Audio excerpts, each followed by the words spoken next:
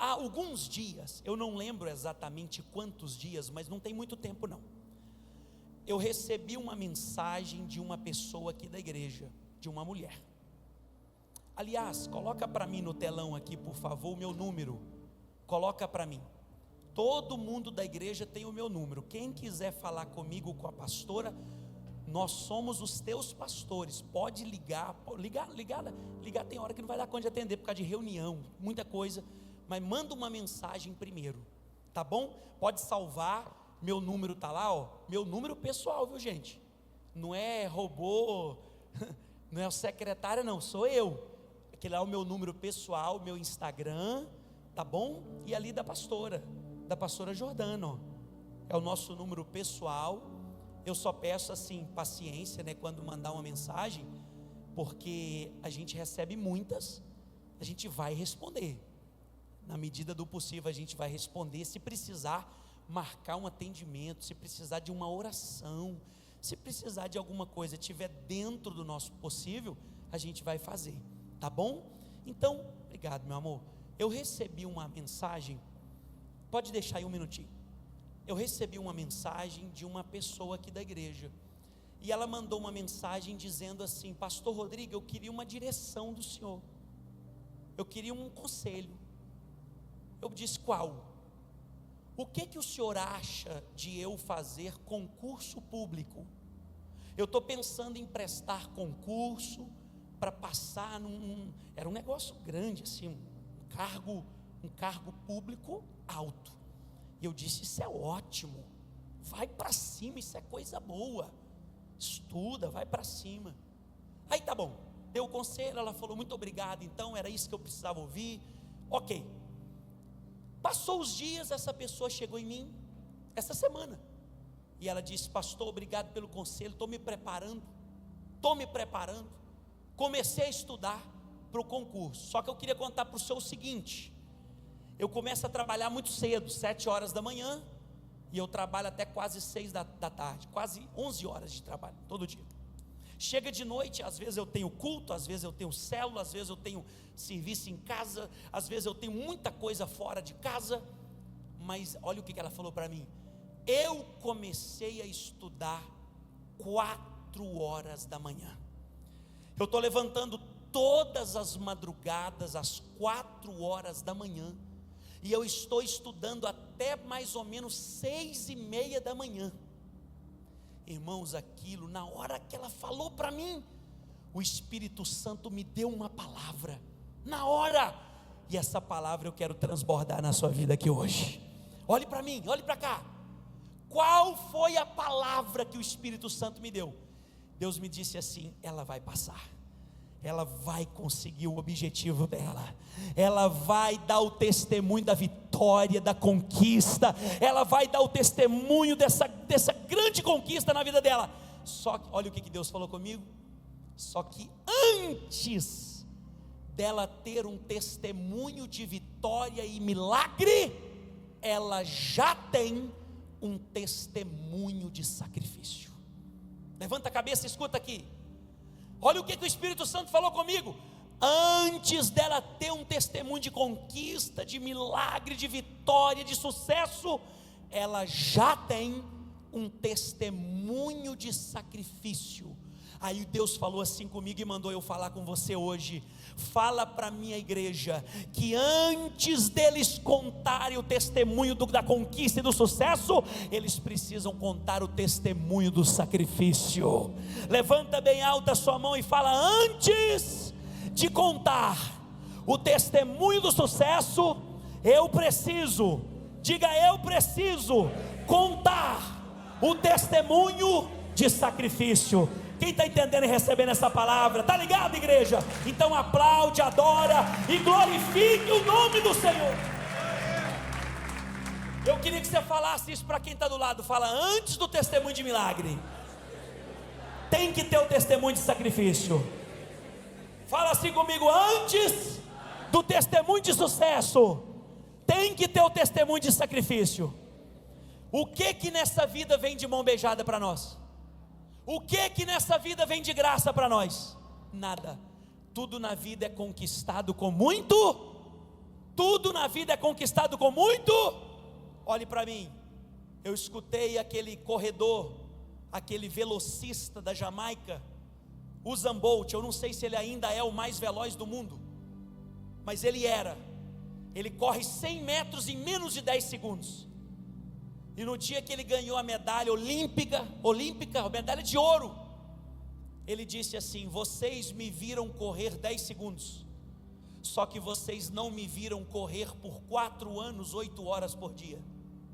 Eu me preparei 4 anos, 8 horas por dia para esses 10 segundos. Vocês estão me vendo com a medalha de ouro, isso aqui é o meu testemunho de sucesso, isso aqui é o meu sucesso, mas vocês não viram minhas lágrimas, vocês não viram minhas cãibras, vocês não viram minhas dores, vocês não viram minhas renúncias, vocês não viram minha alimentação regrada, vocês não viram eu abrindo mão dos meus finais de semana, vocês não viram eu me sacrificando para chegar até aqui. Por isso Deus me trouxe aqui hoje para te dizer: você quer contar o testemunho de sucesso? Você quer contar o testemunho da conquista? Quem quer, diga eu quero. Então primeiro você tem que contar o testemunho de sacrifício. Fala comigo assim: meu Deus, eu estou entendendo o que o Senhor está falando. Levanta a cabeça, olhe para cá, escute. Albert Einstein, um dos maiores cientistas que já andaram nessa terra, ele disse a seguinte frase: o único lugar onde o sucesso vem antes do trabalho é no dicionário. Pegou? Se não pegou, vou dar tempo para você pegar.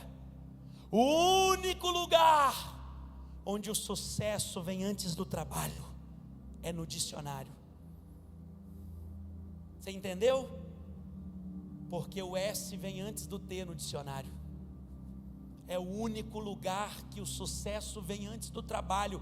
Quer ter sucesso, tem que ter trabalho. Quer ter sucesso e conquista, tem que ter sacrifício. Quando a gente olha para a Bíblia, olhe para cá, eu vou te mostrar isso agora. Quando a gente olha para a palavra de Deus, todos os homens e mulheres que tiveram um testemunho de sucesso, de conquista, de coisas grandes que alcançaram, olha para a vida deles que você vai ver que antes do sucesso eles tiveram sacrifício. Antes de alcançar tudo que eles sonhavam, eles passaram pelo sacrifício. Coloque no telão, por favor, 1 Reis 17, versículo 12.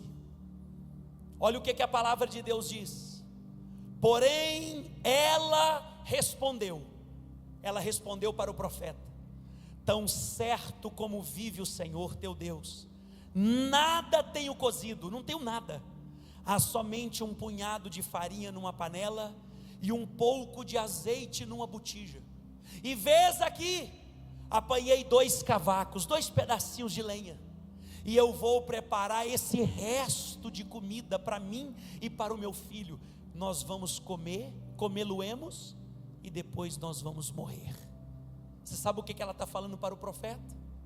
Eu só tenho a última refeição, eu não tenho mais nada, acabou. Eu tenho um pouquinho de farinha, um pouquinho de azeite, eu vou fazer um bolo pequenininho, vou comer eu e meu filho, e depois acabou, a gente vai morrer de fome. Aí olha o que o profeta falou para ela, escuta isso. Elias lhe disse: não temas, vai e faze o que disseste, mas primeiro faze dele para mim um bolo pequeno e traze-mo aqui fora, depois farás para ti mesma e para o teu filho. Irmãos, eu queria compartilhar algo com vocês. Parece uma atitude covarde, olhe para mim, parece, mas nem tudo que parece é. Parece uma atitude covarde do profeta. Como é que esse homem teve coragem de chegar na casa de uma viúva, praticamente passando fome, e pedir a última refeição dela para ele? Irmãos, qualquer pessoa que não estivesse andando na presença, ou cheia de Deus, ou com uma direção do céu, teria dó daquela viúva e do filho dela. Olhe para cá. Qualquer pessoa que não tivesse uma direção do céu ficaria com dó. Oh, minha senhora, quer dizer então que a senhora só tem esse restinho? Então não precisa fazer nada não, eu te entendo. Mas olhe para cá, escute o que eu vou te dizer agora. Escute com o teu espírito e coloque amor nas palavras que eu vou te falar agora. Coloque amor nessas palavras. O profeta, ele não tem que ter dó de você. O profeta tem que ter uma direção do céu para a sua vida. Sabe por quê? Pergunte por quê? Porque ter dó não muda a vida de ninguém. Você tem dó de algumas pessoas, e o que acontece na vida delas? Muda a vida delas? Não muda, mas uma direção do céu muda tudo. Então pare de ter dó das pessoas e dê a elas uma direção do céu. O profeta não ficou com dó daquela mulher, ele tinha uma palavra do céu. Ele queria produzir nela, olhe para mim, ele queria produzir na vida dela, antes do testemunho de milagre, ele queria produzir na vida daquela mulher um testemunho de sacrifício. E ele então vira para ela, pastor Diego, e ele diz assim: vai lá e faz a última comida, faz o resto do pequeno bolo e traz ele para mim. Porque depois que a senhora fizer isso, a senhora vai fazer para ti mesma e para o teu filho. Escuta agora, recebe essa palavra, vai lá. Porque assim diz o Senhor Deus de Israel: a farinha da tua panela não se acabará, e o azeite da tua botija não faltará, até o dia em que o Senhor fizer chover sobre a terra. Fala comigo assim: antes dela ter o testemunho da multiplicação, ela teve o testemunho do sacrifício. Você quer ver o que ela fez? Coloca para a gente ver e encerrar. Foi ela e fez segundo a palavra de Elias. Aleluia. Assim comeram ele, ela e a sua casa muitos dias. Diga comigo, só o comecinho ali, diga: foi ela e fez segundo a palavra de Elias. Escute, você tem uma palavra dentro do seu coração, e talvez a palavra, todos nós temos uma palavra dentro do nosso coração, mas talvez a palavra que a gente tem dentro de nós é uma palavra de morte, é uma palavra de derrota, de fracasso. O que ela tinha? Qual que era a palavra que ela tinha? Eu vou fazer o bolo para mim, para o menino, a gente vai comer e vai. Essa era a palavra que ela tinha. Só que chegou uma palavra do céu para a vida dela, e hoje eu tenho uma palavra do céu para a sua vida, e a palavra do céu vai quebrar a palavra de morte da tua vida, a palavra do céu vai quebrar a palavra de escassez da tua vida, a palavra do céu vai destruir a palavra de miséria da tua vida, e vai produzir um testemunho de sacrifício, e depois um testemunho de multiplicação. Pode aplaudir ele, igreja viva, dá glória a Deus. Mas escuta, daqui uns anos nós vamos escutar aqui no altar da igreja o testemunho da irmã que está estudando de 4 horas da manhã até 6:30, a gente vai escutar o testemunho dela. Só que eu já sei como é que ela vai começar o testemunho. Ela vai começar dizendo assim: quando eu coloquei no meu coração passar nesse concurso, eu comecei a me sacrificar, eu comecei a levantar 4 horas da manhã, e agora eu estou aqui para contar a minha bênção e a minha vitória para vocês. Se a gente conversasse com essa viúva e com o filho dela, sabe o que eles teriam para contar para nós? Vocês estão vendo a panela cheia de farinha? Vocês estão vendo a nossa botija cheia de azeite? Mas deixa eu contar para vocês o sacrifício que a gente fez. Nós tínhamos um resto de comida, era a última refeição, era um pequeno bolo, e a minha mãe entregou tudo que ela tinha na mão do profeta, ela sacrificou tudo. E depois que ela fez o sacrifício, o céu abriu sobre a nossa casa. Nós iríamos morrer, mas agora a gente está vivo e tem fartura na nossa casa. Levante a sua cabeça, olhe para cá, pergunta para o teu vizinho assim: você está entendendo o que Deus está falando com você? Tem um episódio na Bíblia, olha para mim, tem um episódio na Bíblia que uma viúva chamada viúva de Naim, diga Naim, Naim não era o marido dela não, era a cidade que ela morava. Ela era conhecida na cidade, a viúva de Naim. Ela era viúva, só que ela tinha um filho. Olhe para cá. E sabe o que aconteceu? O filho dela morreu também. Tinha morrido o marido, agora morreu o filho. Colocaram ele no caixão e estão levando para o cemitério, o cortejo fúnebre. Imagina, sem marido e agora sem filho, sozinha de tudo.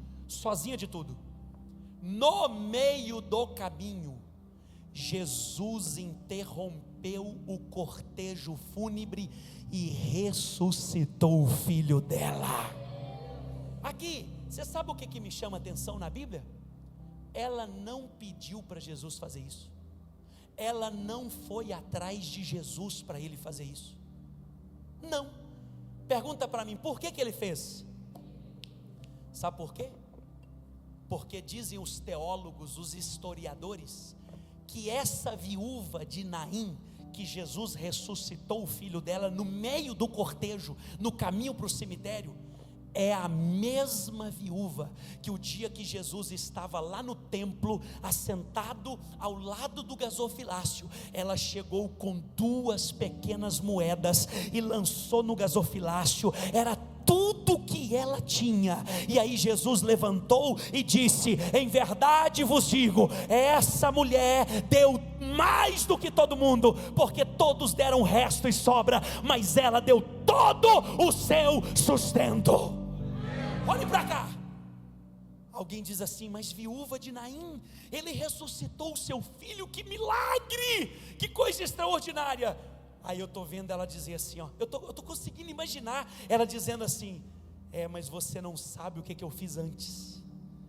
Você não sabe que antes do meu filho morrer e Jesus ressuscitar ele, eu fui no templo com tudo que eu tinha e coloquei no altar de oferta para o Senhor, e ele levantou no meio de todo mundo e me abençoou. Ou seja, levanta a mão para receber essa palavra. Antes dela ter o testemunho da ressurreição do filho, ela tinha um testemunho de sacrifício no altar. Bate palma, igreja, e dá grito de aleluia.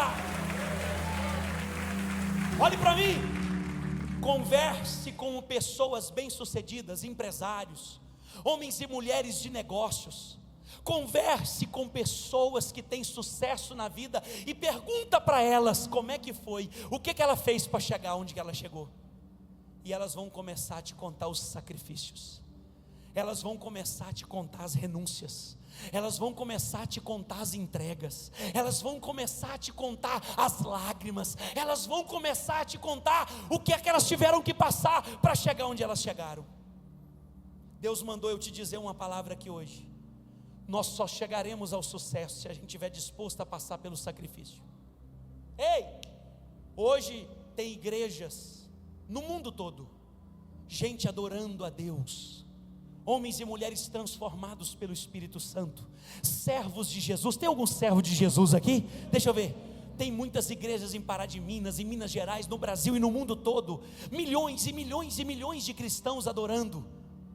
Só que hoje a gente está vendo o milagre, a igreja, mas um dia teve um sacrifício na cruz. Antes de ter a igreja teve uma cruz. Antes de nascer a igreja nasceu uma cruz. Antes de nascer os adoradores nasceu uma cruz lá no Calvário. Dá glória a Deus aí, meu irmão. Aleluia. Pergunta para Jesus assim: foi fácil nascer a igreja? Ele vai dizer: fácil. Olha os cravos nas mãos, olha o buraco na mão, olha o buraco no pé, olha meu lado aqui, fui rasgado na cruz, a coroa de espinhos na cabeça, os chicotes, a humilhação. Antes de nascer a igreja teve um sacrifício. Olhe para cá, olhe para cá. A Bíblia conta a história de Ana. Ana casou com Eucana. Diga: Ana e Eucana. Como é que era o nome do marido dela? O marido dela era apaixonado com ela. Cadê os maridos apaixonados com as esposas? Rapaz, vou dar mais uma chance. Cadê os maridos apaixonados? Amém? Se a esposa estiver aí, dá um abraço. Puxa, eu sou apaixonado.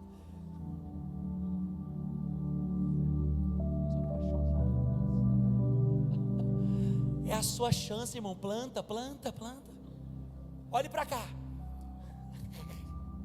Olhe para cá. Aqui, você que está me assistindo aí, ó. A esposa está do lado, já abraça ela aí. Abraça e abençoa ela aí. Aqui, o Eucana casou apaixonado com a Ana. E aí, depois do casamento, passou 1 mês, 2, 3, passaram-se 6 meses e nada de bebê. Ela não ficava grávida. Passou 1 ano, nada. Então eles entenderam que ela era estéril. Naquela época, a lei de Moisés, no Antigo Testamento, a lei permitia que quando um homem tivesse uma mulher estéril, que não podia lhe dar filhos, ele podia casar com outro. Naquela época. O Eucana, então, apaixonado pela Ana, disse: Ana, eu preciso me casar com outra pessoa para ter filhos, para deixar minha história, meu legado, o nome da nossa família, nossa posteridade. Ela disse: eu te entendo, meu amor, eu te entendo. Só que o Eucana casou com a tal da Penina. Fala Penina. Irmãos, essa Penina era o cão chupando manga. Pensa numa mulher terrível. Não era o demônio que entrava nela, não, era ela que entrava no demônio. Não era o demônio que usava ela, não, era ela. O demônio, agora eu quero que você faça isso. Era ela que usava o mal, irmão. Pensa numa mulher terrível, rixosa, gostava de uma briga. Quem conhece gente que gosta de briga aí? Deixa eu ver. Começa a chamar ele de Penina. Faz isso não. Olhe para cá. E a Penina era muito fértil. Primeiro mês de casado, a Penina fala assim: meus dias aí tá menstruação, como é que é? Não veio, está atrasado. 1 mês de casado, a Penina está grávida. Imagina o coração da Ana. Só que a Penina, ela gostava, ela fazia questão de provocar a Ana. Está escrito na Bíblia, 1 Samuel capítulo 1. Já deixa no gatilho aí, 1 Samuel 1, só deixa no gatilho. A Ana era irritada, provocada e perseguida dentro de casa. E a tal da Penina, irmão, ela engravidava no resguardo. Ela era terrível. Pensa numa mulher uma mulher boa para ter filho, viu? Diz a história que ela teve 10 filhos. Agora imagina ela grávida passando perto da Ana. Ana, estou grávida de novo. Sabe o que aconteceu com a Ana? Chorava, parou de comer, o semblante fez assim, ó, tristeza, humilhação, porque naquele tempo, não era só ser estéril. Uma mulher estéril que não tinha filhos naquele tempo, era considerada uma mulher amaldiçoada. Então, os dedos apontavam para ela, não era só dentro de casa não, era na rua também. Pensador da alma da Ana. Sabe o que ela fez para mudar tudo? Coloca para mim o versículo 11, 1 Samuel 1:11. E fez o quê? E fez um voto dizendo a Ana: Senhor dos exércitos, se benignamente atentares para a aflição da tua serva, e de mim te lembrares, e da tua serva te não esqueceres, e lhe deres um filho, eu quero um homem. Ao Senhor o darei por todos os dias da sua vida, e sobre a sua cabeça não passará navalha. Eu vou consagrar, eu vou te dar meu filho. Ela estava na igreja, ela estava na frente do altar, chorando. Ela estava tão triste, irmãos, ela estava chorando tanto, que o sacerdote pensou que ela estava embriagada. O sacerdote chegou para ela e falou assim: como é que você está bêbada, mulher, 1 hora dessa do dia? Larga essa bebida. O sacerdote pensou que ela estava bêbada. E ela falou: não, meu senhor, eu não estou bêbada não, eu sou uma mulher atribulada de alma. Aí ela fez esse voto e fez a seguinte oração: se o Senhor me der um filho, eu vou colocar ele no altar do Senhor, eu vou te dar ele vai ser o meu sacrifício. Sabe o que aconteceu?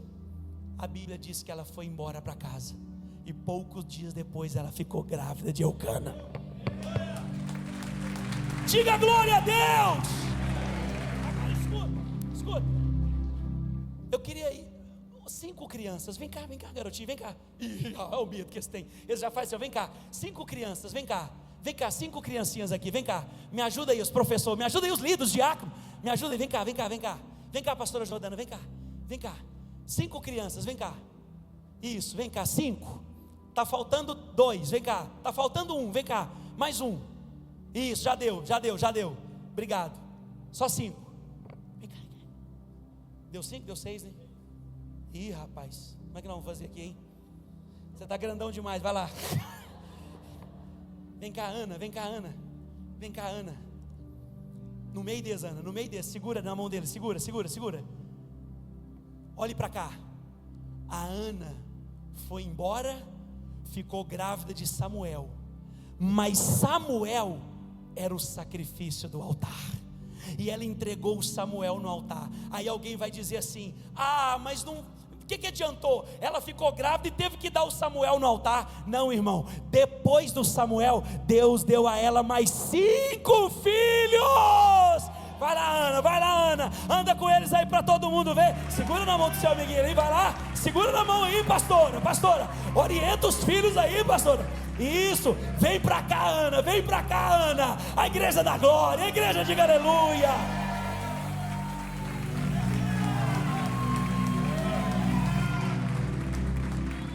Fala comigo assim: o testemunho de Ana, de milagre, são 5 filhos, mas o testemunho de sacrifício se chama Samuel. Bate palma e dá glória. Deus abençoe. Pode voltar lá para o papai e para a mamãe, pode ir lá. Dá glória a Deus, igreja. Irmãos, antes do testemunho de conquista, tem que ter o testemunho de sacrifício. Você está disposto a passar pelo sacrifício? Quem está disposto, diga: eu estou. Você está disposto? Você entendeu que não tem outro caminho? Você entendeu que o caminho do sucesso, da conquista, do testemunho de milagre é o sacrifício? Se você entendeu, fica de pé, eu quero orar pela sua vida.